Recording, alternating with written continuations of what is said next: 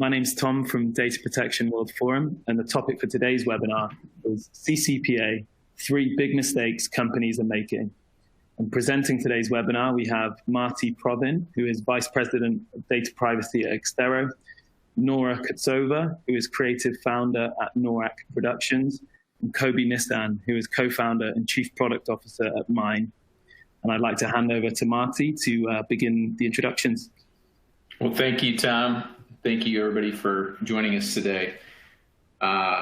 This program is brought to you in conjunction with World Data Protection Forum and Extero. For those of you that may or may not be familiar with Extero, we are the brought to market the world's first legal governance and compliance platform. We are the exclusive Association of Corporate Counsel Alliance Partner, Data Privacy and E-Discovery. And we are Gartner's 2020 Cool Vendor in Data Privacy. We are fortunate enough to serve 500 large global organizations in the areas of data privacy, discovery, information governance.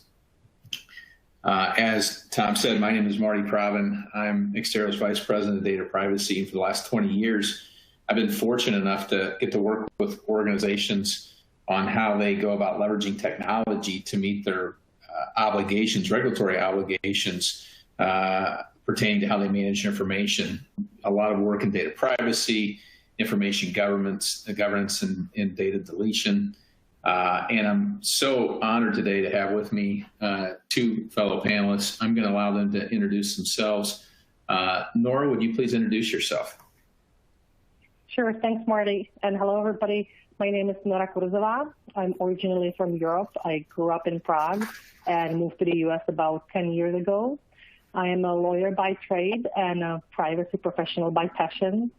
I was the Chief Privacy Officer for Tyco International and Johnson Controls for several years. And most recently, I led the global privacy team for MetLife. And I'm especially passionate about data deletion. So I will be talking a little bit about that. Thank you. Thanks, Nora. Kobe, you've got a fascinating company, and I'm so thankful for you spending time with us this afternoon. Would you please introduce yourself? Sure. Thank you, Marty, and happy to be there. Thank you for the opportunity. My name is Kobe Nissan, and I'm Israeli, and I'm the co-founder and chief product officer of an early-stage startup called Mine. We allow people worldwide to discover which companies are holding their personal information and take control over their data online. On a personal note, I'm married and a father of a 3-year-old. I hold a BSc in Industrial Engineering from Tel Aviv University and an MBA from INSEAD in France. I bring over 15 years of hands-on experience in analyzing and crafting consumer products, business strategies, and as a VC investor, where I had the opportunity to invest in 11 amazing startups and deploy over $20 million in my last role. Well, I'm glad to have you here, Kobe. So today, I'll kind of set the stage for what we aim to accomplish. We have long held the view that data subject access requests and maybe more specifically right to be forgotten requests are the true test of your company's data privacy program. We regularly work with customers whose processes and technology they have in place essentially lock up when they start receiving these sorts of requests. It's an all-out mad scramble. They tend to grossly underestimate the effort involved in completing and fulfilling these requests. And as we all appreciate, they're on very, very short timelines. Well, today we're focused on CCPA, which gives you rather graciously 45 days and the opportunity to appeal and push back to 90. That's still not much time. In other regimes around the world, time responses might be as short as 15 days or 30 days. So you've got these incredibly compressed timelines, and frankly, this is where organizations tend to fail. And privacy and deletion data deletion is really a cornerstone of data privacy theory and regulations. So I think maybe a good place to start Nora, would be if you could start taking us down the road of why this really matters. Sure.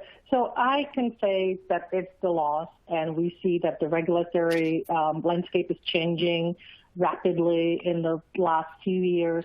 We have the robust regulation in Europe, the GDPR. There's strict privacy laws in Asia and Canada, now CCPA in the US, and a new privacy act coming up in Brazil.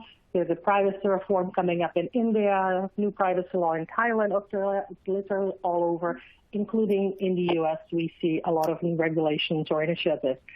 So it's clear that the regulatory landscape is changing. But what's driving all these changes? And it's the consumer, or I would rather like to use the word human. It's the humans demanding it. The people using or dispersing their data everywhere they go. And as we are all moving more and more in our daily activities online, we're leaving data crumbs literally everywhere. And people are realizing that protecting those crumbs is really important to them. And just look at what's happening now under the COVID-19 pandemic. So most of our lives were moved digital. We are on a lockdown in various countries. I myself, because I'm based in New York, I have not pretty much left my house in almost 6 weeks. But I'm still living my life. I'm still working. I'm still able to learn, teach, do my shopping, do even socializing with friends. We play card games online. We do all the other activities we would be doing. We're not just doing everything online. And a lot of you are doing the same thing. So our lives are more digital than we realize. And that's the insight into why there's so much data on each one of us. If you're over 18, it's very likely that there are profiles of you that have over 100,000 data points held by different companies. Companies love building profiles. So what do they do with the profiles? They make decisions based on it. And I'll give you an example how the decisions can affect you. From my life, I had a couple of friends staying over with me last summer, and one of them was my friend's 15-year-old daughter, and I made the mistake of letting her use my Netflix profile while she was staying with me.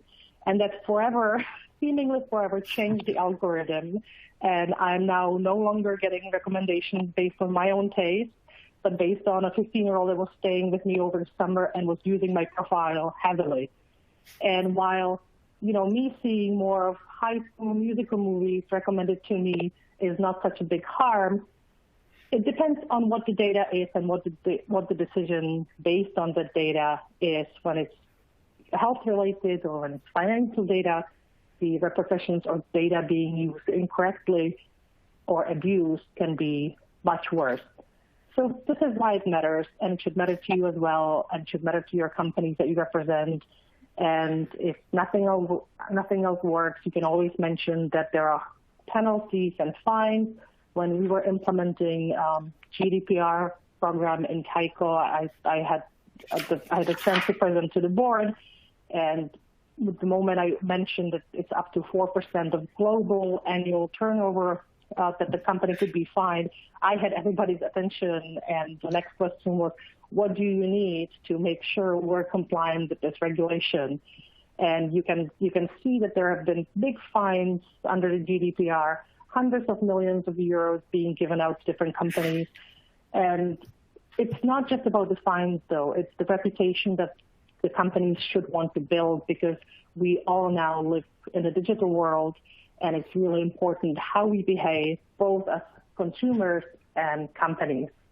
So this would be my answer to why this matters. Thanks, Nora. Kobe, anxious to hear your thoughts on why this matters. So I want to tap into one of the points that Nora mentioned at the beginning, that this is a consumer or a human demand, and we see that people care about it, and that privacy becomes more and more a mainstream kind of thing. Even if you look at Netflix, you see that one of the blockbuster movies was around data privacy just last year. So my point here, at least from our standpoint as a consumer company, is that we started seeing lots of consumers that they don't understand what is CCPA, GDPR, all the legal terminology, but they come to us and come to other companies like us in order to identify which companies hold their personal information and then ask companies to erase it. And we see users from South America, from Canada, from Israel approaching Canadian companies, Israeli companies, or any other companies worldwide that are not obliged by CCPA and GDPR. But what we do see, and this is very interesting, a very interesting trend, is that companies are trying to respect those requests, even though they are not obliged by law. And for us, it's a very interesting change in perception of companies. Of course, it's not the entire market, but it's a change of perception for the companies because they understand that the regulation will get to their countries as well soon, and they prefer to take a more active role. Well, could you expand on that? Could you talk a little bit more? Because, I mean, I think you really represent the, I characterize your company as really the advocate for the consumer. Yeah, sure. So, if I needed to summarize the privacy laws, and I think about GDPR and CCPA together from the consumer standpoint, if we needed to summarize that in one line, I would say that the regulation simply defined our personal information as our own assets. And that means actually that people have the right to own their data. So then when we start a company, we ask ourselves, what does ownership really mean? And ownership is about accessibility, to be able to understand where is my assets, in that case, which companies are holding my data, and choice to decide what I want to do with that based on the boundaries of the laws, of course. So this means that before a user can even start thinking about exercising their legal rights, they need to understand what they are dealing with. So the first problem that we tackled when we started this company was, can we help users really understand how many companies are holding their data and which companies are they? So to answer this question, we started the research as any other startup, and we quickly found out that over 90% of the significant interactions that we do online of data exchanges between companies and users leave traces inside our email inboxes. Things like welcome to Facebook, your invoice from Amazon, your flight tickets with United. All of those are traces to companies that users shared their personal information with. So what we do, we build a non-intrusive technology, and we worked about that for over a year, that is able to analyze only subject lines of emails and the from address that the user received the email from. And by doing that, we reconstruct the user footprint and present it back to the user. On the other side of this technology, we go to the company's website and we analyze their privacy policies in order to reflect back to the users what data the company might hold about them. In the same way, we analyze the legal documents and we find out the contact details of the companies so the user can approach the company in a click. And by doing that, we facilitate the entire process for the user. So it is important to me to note as well that we collaborate a lot with companies to understand what would be the best way to do that. When we started letting users send those requests to companies, we did it through an introductory email between the user and the company where we were part of the thread, and we quickly realized that that posed lots of difficulties on companies. So as of March this year, we made sure that every request that is being sent by a user that used our platform is sent directly from the user inbox. And I think that collaboration with companies is really important there. If we go to the next slide. I will, but can I make a comment real quick? And I asked Nora to comment.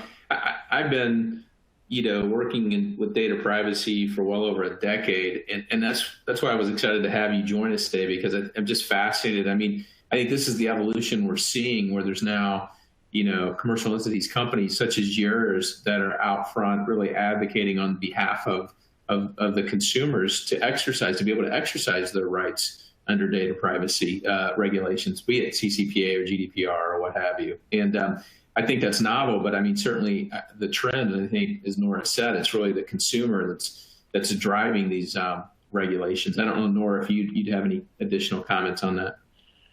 Yeah, I'm very impressed with what mine does. And I have a question for you, Kobe. So I am a cautious consumer myself and always trying to protect my privacy. So what can you say to the consumer that would want to use the company's product but is concerned that someone will have access to their inbox? How is that protected? So I believe that thank you for the question, Truth. And that was a key foundation when we started the company. The first thing I would say is that trust is something that is built and not something that you get up front.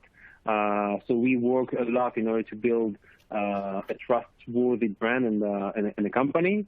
Now, on the other side, the things that the measures that we took as a privacy company was to build a non-intrusive technology that keeps the bare minimum of information of the user while we analyze their inboxes. That means that we analyze only the subject of their emails, we analyze only the from address of those emails, and we never touch the body of the email.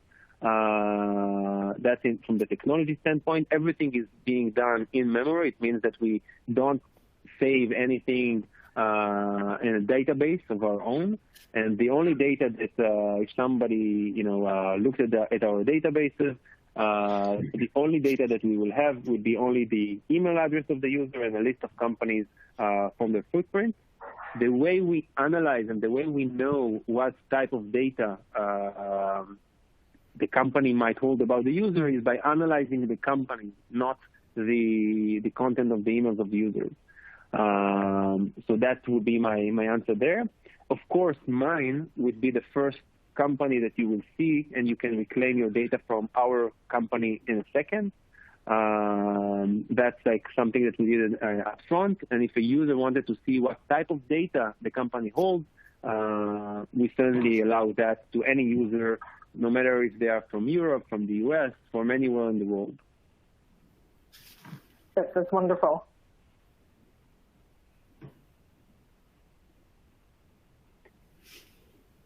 So if we look at the slides that we're looking at right now, what we see there is actually the results and the voice of customer since we launched the product. So we launched the product by the end of January this year. And I believe that what this slide is trying to tell, in short, is that we managed to prove that by putting an easy-to-use and a simple product in the hands of consumers, people do care about privacy. They care a lot about it, and they take action massively. In less than 30 days, we attracted over 30,000 users. Those users made over almost 200,000 requests to 30,000 companies worldwide. That means something like 8 requests per user.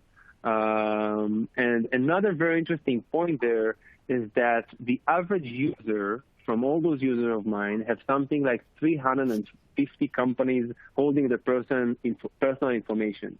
We have users that have thousands of companies holding their personal information. We have users that have less, but the average is around 350. And the more interesting insight there is that between 70 to 80% of those companies are companies that the users stopped using their services long ago. And those are the companies that users are asking to erase their data from. That means that as long as the user receives value from the company, they mark those companies as needed because they need a service. But the companies that they stop using the service, those are the ones users are asking to erase their data from.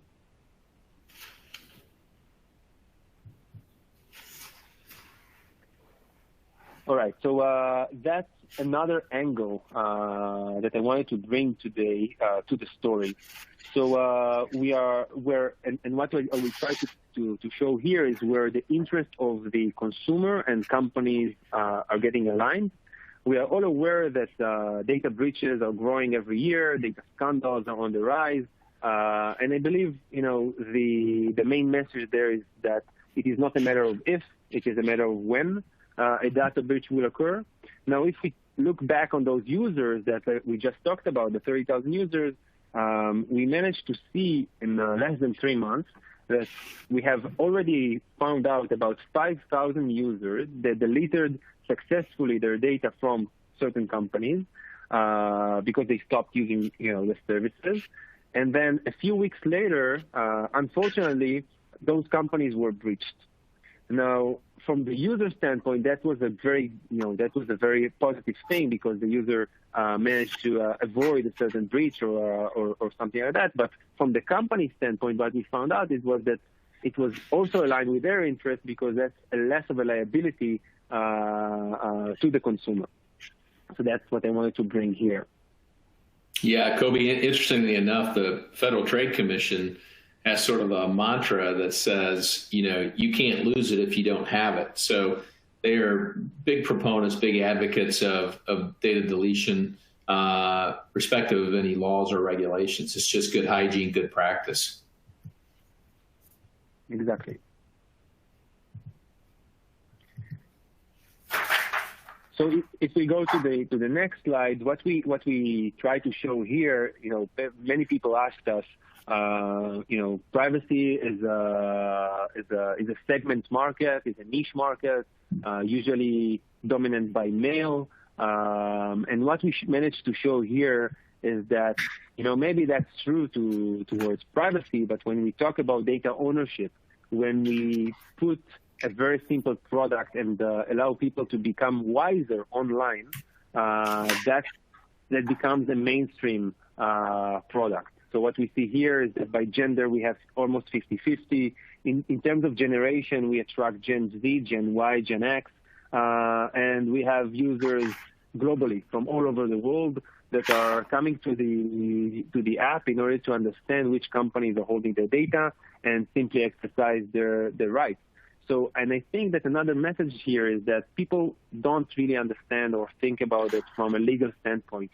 When they come to us, they simply get, a mirror, a reflection of how they do online. And then they understand, okay, so here I have something like hundreds of companies that I don't use anymore, and it is very simple to take an action there. So why should I leave my data in places where I don't get value from anymore? So that's the main message there. And I believe, thank you. And I believe that the last, to close the loop here, we can look at the reactions of companies. And I think that this is very important, especially to our audience here today. So I want to focus on the reaction on the right-hand side. And for us, we quickly realized that companies were not ready for this kind of scale on the one hand, and I will elaborate on that in a minute. But I think that overall the sentiment was much better than we expected, especially once we made sure that users can send direct emails or DSRs directly from their own account. So what we saw was that only 23% of the companies avoided responding to the users. That means that 77% of the companies tried to move forward with those requests. So far, 37% managed to fully complete those requests, whether it was a reject or a confirm, but they completed the request. We see 26% of the companies that are still in interaction with the users. So there is a direct interaction there and trying to progress. And actually, there is another very interesting niche there. 14% of the companies approached to us, and they were really confused, asked for our support, our help, try to understand better what to do and how to treat those requests. So from our standpoint, we try to understand the feedback of the companies, but that's another interesting group to mention. And I believe, Nora, maybe you will have some points there on the confusion in the side on the company side when it comes to processes. When it comes to what? When it comes to internal processes.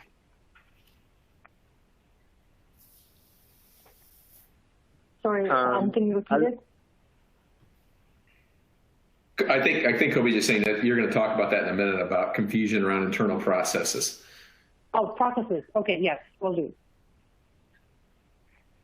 All right. So the last point that I wanted to bring here today is around the coronavirus and the implication on user footprint and the online interaction the users are doing.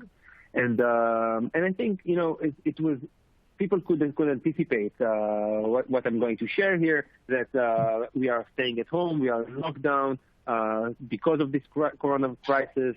So what we saw that people worldwide share more of their data, and the footprint grew massively by an average of 50%, mainly in the main industries of media and entertainment and food delivery and so on and so forth. But I think that the important thing to mention here is that users' habits and users' needs have changed during the coronavirus time. And that means that the focus of hackers and cybercrime is shifting towards those companies and those trends as well. And we already seen it in the news that a few weeks ago we saw a massive issue with Zoom and the security issues there. And I think only yesterday we saw some security issues with Netflix, and I believe we will see many more of those as well. So that's what we wanted to share here in terms of the coronavirus insights. Well, thanks, Kobe. And I wanted to hit on sort of the third reason why I think this audience should care about it's not just subject access requests, but specifically, again, right to be forgotten, right? And that is litigation. Unfortunately, what ultimately always moves the needle in terms of action and reaction from corporations is the threat of or the experience of litigation. And I simply say legal needs to buckle in. If you take nothing else from this webcast, hear this, come January 1 under CCPA, employees and former employees will have exactly the same rights or pretty close to the same rights as we typically generally think consumers to request their data, ask that it be deleted. And you won't be able to deny these requests generally. You won't be able to push back. And the plaintiff's bar clearly understands this, and they are salivating. They are counting down the minutes. You've already started to see class actions coming out after CCPA, and employees will be, such a game changer, because if you think about, just the amount of volume that the typical company has on a consumer in comparison to the amount of data that a company has on employees, there's no comparison. Exponentially more data. It could be tens of thousands of documents that an employee can request, or a former employee, a disgruntled employee, a class of disgruntled employees. And that's going to put an enormous burden on organizations to collect this information, to review and redact it. And how do I know this? How do I make these statements? We look at what's happening in Europe today, where employees enjoy these rights under GDPR, and just about every separation or terminated employee that we're seeing will issue a request to their data. And I think it's very coached. And I think that oftentimes the real motivating factor is they're seeking to negotiate more favorable severance packages. And so this is coming to the U.S. very, very quickly. And I kind of want to shift now into, what can companies do about this? I'm going to turn it over to Nora. But Nora, you related some experience from your past at Tyco and speaking to the board when you were the chief privacy officer. But I know you've had some thoughts on in terms of employees and their rights to the information. If you could maybe elaborate as you kind of transition into your next section. Yes, thank you, Marty. So as you mentioned, when I worked for Tyco, one of the biggest projects that I had to implement was implementing a 90-day email retention policy to a company that previously held email for a long time. And now we were going to implement a program that would mean that on the 91st day of the age of any email, that email will be deleted unless you took it out of the email environment and put it somewhere else, somewhere safe, which was, of course, also limited. So as you can imagine, that was a big change, and change that affected everybody from, all the associates up to the CEO, the general counsel. Everybody was on board. And when I inherited this project, I realized that it failed a few times before that in implementation. And when I looked into it, I realized that it's something that's related to change management. And I help companies now implement big programs and getting compliance with various privacy laws. And some companies struggle less or more in adopting new practice. And one thing that I noticed is that when the company struggles, or when the program is not implemented as well as it could be, or it's not running as smoothly, it relates to underestimating change management needs. So the worst that can happen is that there's no change management process at all, and the company implements new practices, new processes, requires new things of their employees, and doesn't really give them time to process it, to prepare for the change, to understand the change. And if you want to implement a change, you need to think about three aspects of it.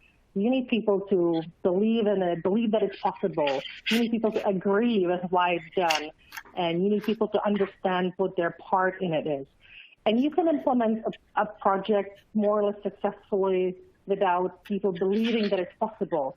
You can even do it if some of them don't agree with why it's done, but you cannot do it successfully if people don't understand what their part in it is and what they're supposed to do.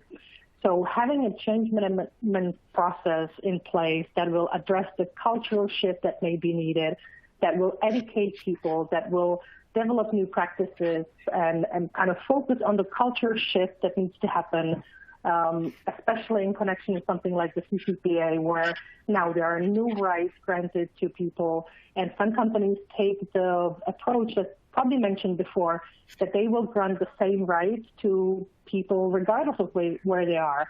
Is it a California resident, or is it someone that sits in another state? Should it matter? Is it actually easier for the company to implement a one approach for all, rather than differentiate between people based on where they currently reside or who they are? And all of this can be worked out under change management needs, where you identify the time that's needed to get people to understand the new requirements, then you provide training to them, to the right people, to the people that can be in the first line as the responders to the request, or the people that even get to learn that there's a request. They need to understand how to recognize it, so they don't count every request for a copy of a policy or a copy of someone's document as an access request to data. They have to understand what the next steps are that they should take. And you should also, as a company, be open to having all of your processes, especially the new ones that require a lot of new behaviors, open to review and open to audit, and invite people to look at the process and say, what do you think could be better? What could we improve? And all of this can be addressed very well if you dedicate some time for change management. And I can tell you, when I advised companies on changing the retention periods for their records, and I suggest something like start retaining your email for less time than you do now.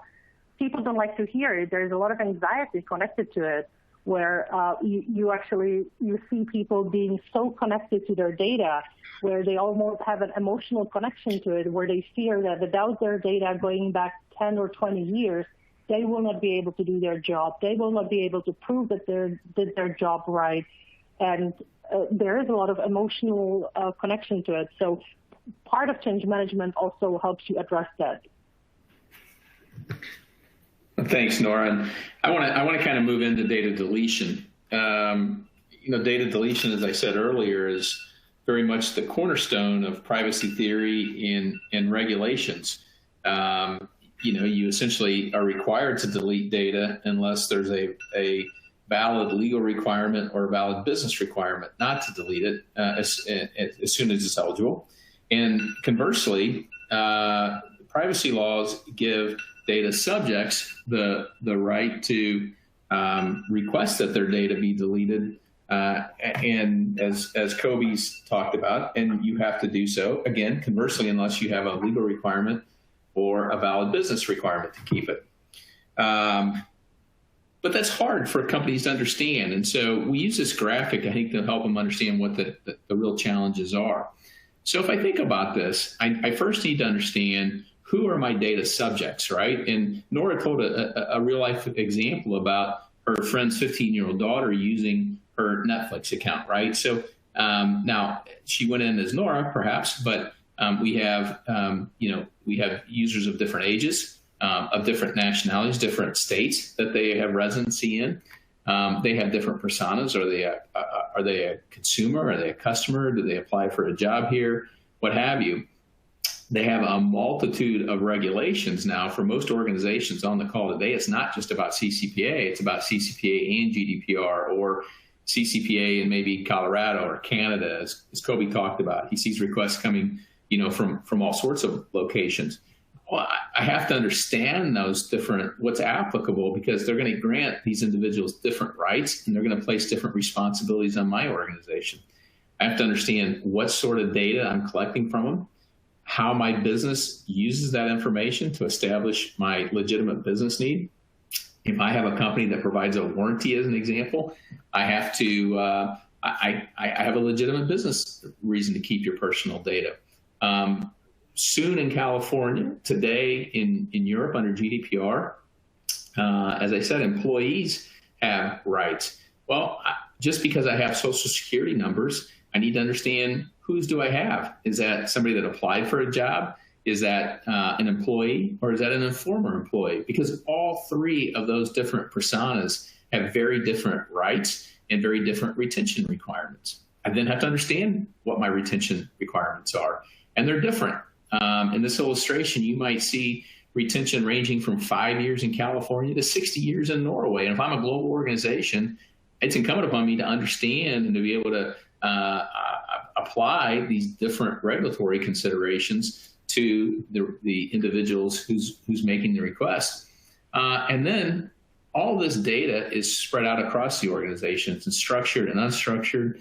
100% of the requests we see out of Europe ask for paper as well as electronic information. Many privacy professionals have not contemplated that fact. And so in order to operationalize retention, these are the considerations that have to be woven into my process in order to stand this up and legitimately comply with my data privacy requirements. Nora, do you want to pick up from there? Yeah, the data mapping part is something that's really, really important. And if you're a company that's only now starting to do mapping their data, then it's kind of too late, but it's better now than never. So one of the things you want to make sure is that you understand your data environment, be it under GDPR, where you are obligated to have records of processing activities.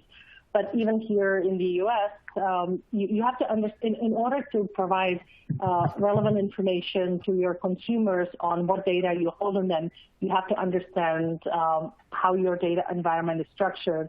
And it's certainly not a best practice to ask your customers and consumers to provide guidance to you as a company on what products they possibly may hold or where should you look. So that's something that you should be doing, or you should have done already.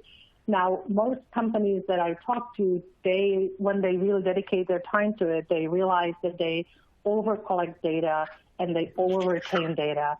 And those that don't realize it when we first talk, I really encourage them to look at all the data that they collect throughout a life cycle with their customers or employees or applicants, and really scrutinize data element by data element.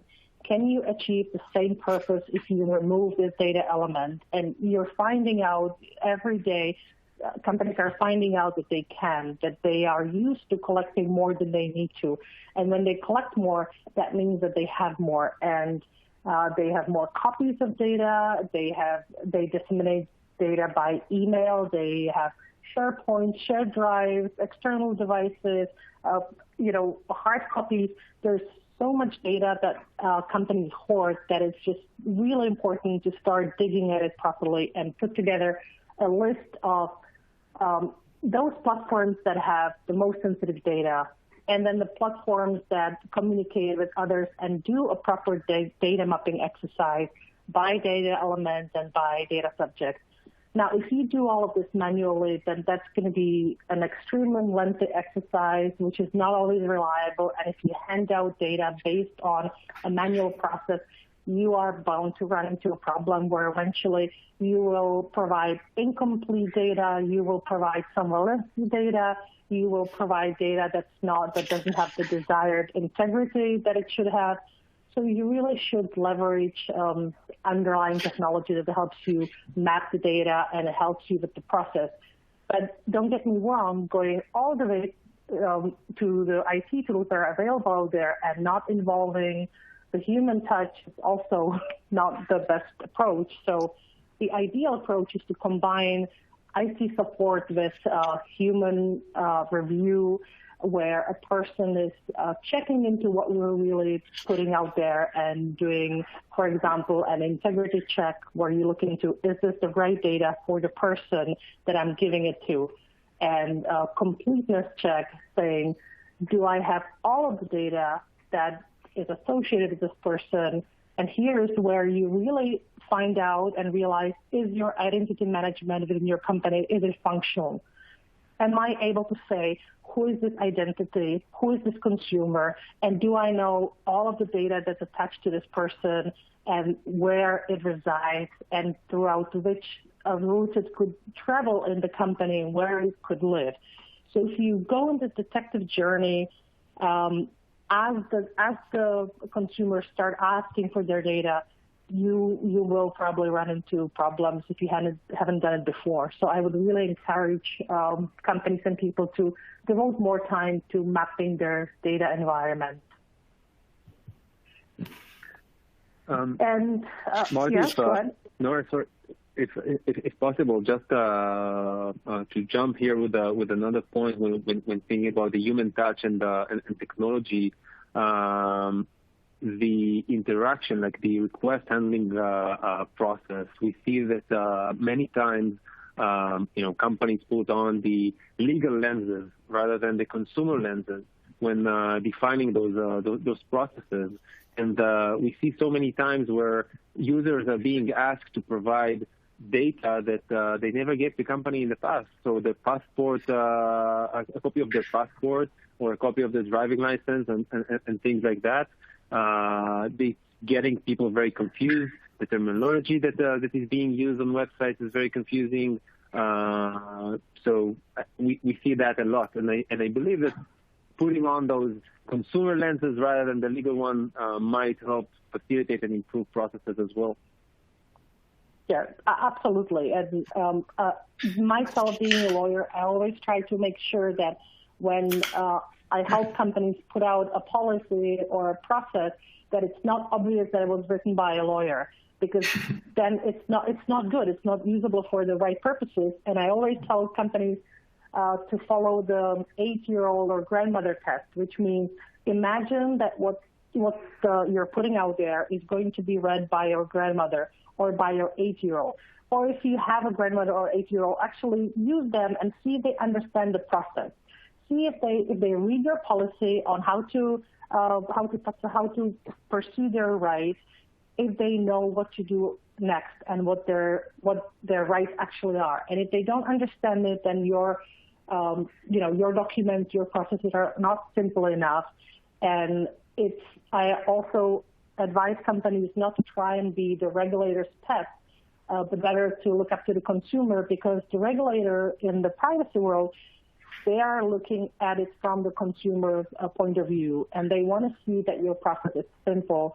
They want to see that you are thinking for the consumer and how to best protect them. And one of the things that make it difficult is if within the companies, there's no clear ownership of who owns which process. And in facilitating access requests or data subject rights, there's usually different teams and different departments that have a say in it. It may be the information security team, obviously it's the privacy team, it may be the legal team, compliance team, risk team, technology team, you name it. But there has to be someone that owns it, and that team or that person has to be able to call shots and has to be someone that other people in the company know that exists, and that the customers also have a understanding of where they can go if they don't like what they're seeing or they don't understand your processes. So assigning the clear ownership both internally and externally is really important, and is actually a more common mistake than you would imagine.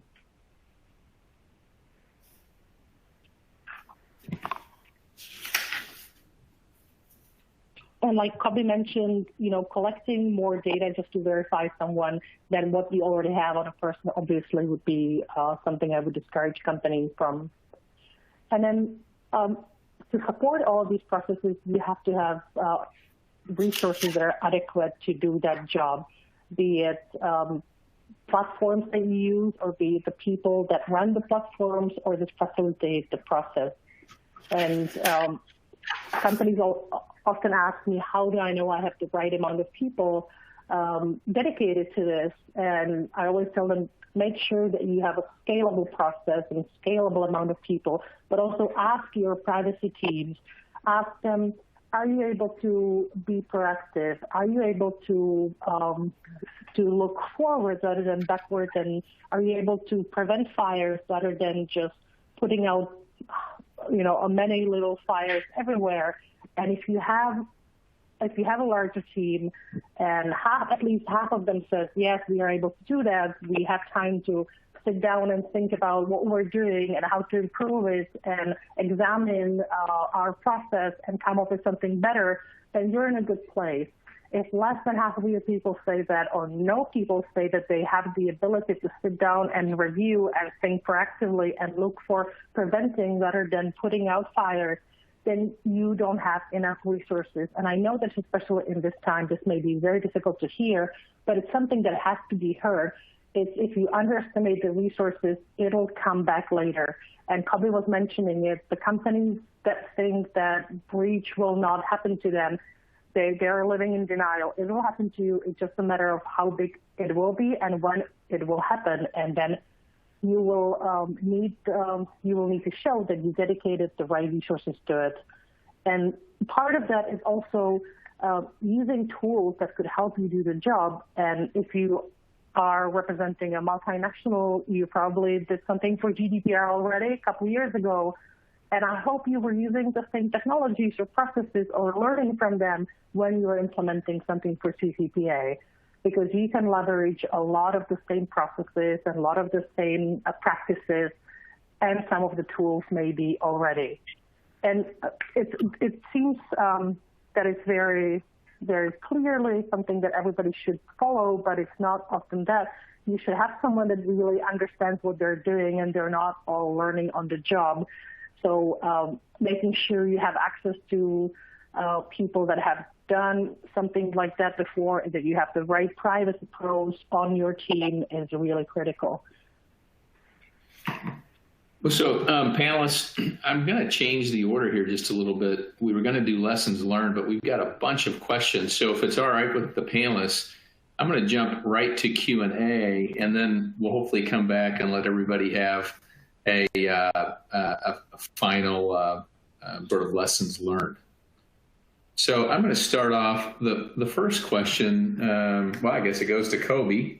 How can mine help a company or my company collect and complete requests faster? Yeah, thank you for that, Marty. So I think that the most important, one of the most important values in our company is our collaborative approach. And if we look at the company involvement since we launched, we respected, every single feedback that we received from companies.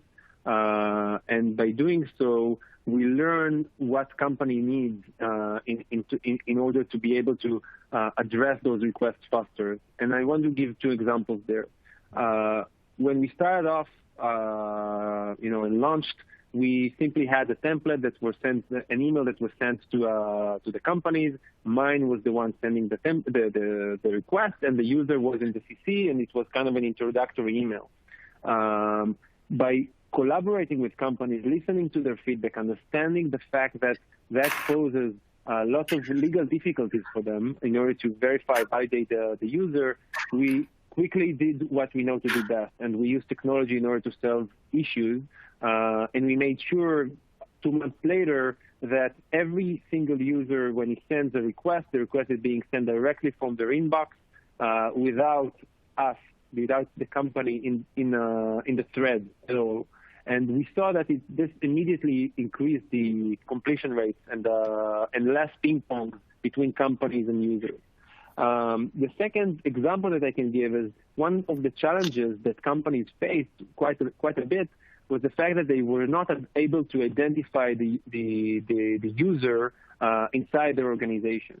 So what we did there was to assign to every DSR, every request, an evidence for the interaction with the user in the shape of the timestamp of the last email that the user received from the company. And once again, we saw a huge jump in terms of completion rates and the satisfaction of companies, their ability to close those requests much faster. So those are just two examples, and we welcome any feedback from DPOs, privacy experts, in order to make sure that we do a better process so the company can receive more information up front and treat this request much faster. Okay, thank you. Nora, I'll let you take this one. Under CCPA, when verifying the identity of a consumer making a rights request, must the business also search a service provider's record to verify, or is it enough only to search the business records for verification? I mean, it's whatever gives you comfort that you're dealing with the person that whose data it is. So it could be just the business records for verification. Some businesses use social security number. I kind of discourage from that, or say that you could at least use just a partial. But if you have an associated email with the consumer that you use to communicate with that, then using that email as a verification and maybe one additional element would be enough, rather than collecting scans of various ID documents and requiring amount that equals to a bank when you're asking for a loan or a new bank account. You don't want to run into the situation where you're over collecting data just to verify someone. So basically, you can just search the business records, and when you reach a comfortable level that you know that that's the right person, then that's right. Next question. With litigation risk, isn't the private right of action under CCPA only available if there is a breach and there was unauthorized access to PI as a result of failing to implement security? So no private right of action implementing from the user right provisions themselves, correct? So, yeah, go ahead, Marty. No, please. I was going to say that it is correct, yes. There has to be, a breach has to occur. However, companies that are focused only on litigation risk and only on if a breach occurs run the risk of underestimating CCPA compliance and then risking a reputational harm, because the consumer, they may not be able to have private right of action, but who's going to stop them from going on Twitter and explaining how unhappy they were with your company and what kind of data you have on them and what you've done to them or what data you sell? So I want to be mindful of companies looking just at the litigation risk as the main driver. It should be the loss of reputation, loss of business that you are more concerned about. So this is specific to private right of action. I think what we're seeing actually in the cases that companies the plaintiffs are referencing CCPA as the backdrop when there's been a breach so far. And they're talking, in one case in particular, they're using the fact that they hadn't deleted PII as the basis of their negligence claim. But I think this sort of gets into another question that we got on, it says we're very focused on CCPA, but what should be our expectations for other states to adopt regulations similar to CCPA? And I'll start by saying, in my opinion, we know that there's 7 states that have legislation that's pending right now, and another 28 states whose legislatures have taken it up, and we can't predict what the actual legislation is going to look like. But in Illinois, as an example, they do have a private right of action. Theirs is a little bit different. Theirs is specific to biometric data, but the result of that is 350 plus class actions.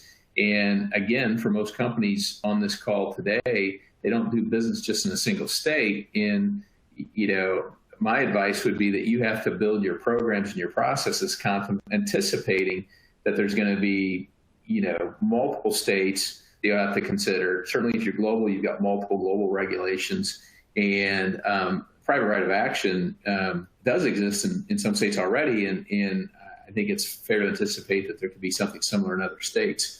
Nora, would you comment on that? Yeah, I agree.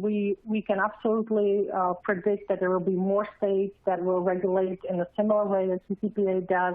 And eventually there will be a federal privacy law that will harmonize it when the level of the burden on individual states administering it differently will be too big. So if we are forward-looking, that's where we should focus our attention, as if it was already on a federal level, as if there was already a global privacy law that gives the data subjects similar rights, and already being able to facilitate those rights. The main ones, the access right and the deletion right, should be something we're all being preparing for right now. All right, panelists, this is the rapid fire round. We've got about a minute and a half left. I'd like to get maybe one final thought from both of you. Nora, would you have any final thoughts or comments to the audience? Right. One of the lessons learned was that companies struggle also when they don't have the right level of executive sponsorship for the changes they want to make, for the programs. When you don't have someone showing how important it is that we pay attention to privacy. And it may be your general counsel, it may be your CEO, but find that person within the company that will be the sponsor and that will speak on behalf of the company to other associates and other departments. And that can really change everything for how successfully you're able to implement it, the executive sponsorship. Thank you. Kobe, any last comments from you? Yeah, I think that one of the biggest messages there is that when putting the consumer lenses and looking at the problem from their angle, things are becoming much clearer. We understand the needs of consumers, and we also start seeing that when companies do that, they actually see that consumer rights and privacy become a business opportunity as well. To differentiate themselves, to push further, and create more trust from users, and create even new types of products. So we see that, and then we just share one last data point there. We get mainly 2 responses or emails to the support from users when it comes to data subject requests, and one of them would be that when they have hard times with those processes and the company did not respond to their email or said no or anything like that. And the other one, and this is very interesting, is that when a company managed to close those requests very fast, we see positive feedback from the users. Some of them even places on social media. So that's another interesting thought. Oh, good. Well, I want to thank my panelists, and I want to thank the audience for participating. We've got a download that's available with this deck and then our contact information. I know we'd all welcome any opportunity to answer any follow-up questions that you have. So with that, I believe we'll conclude for the day. Thank you all. Thank you. Thank you. Okay, guys, that's the recording complete. Fantastic job on the webinar. Thanks, Tom. Thank you, Nora. Thank you, Kobe. We'll do a follow-up. We'll get the information out to you with the recording of it. And I'm so appreciative of you participating in this. Thank you. All righty. Yeah, thank you Have a good all. day. Bye. Bye. Kristen, Thank just you so so you know, much. Bye-bye. I'll follow up an email very shortly.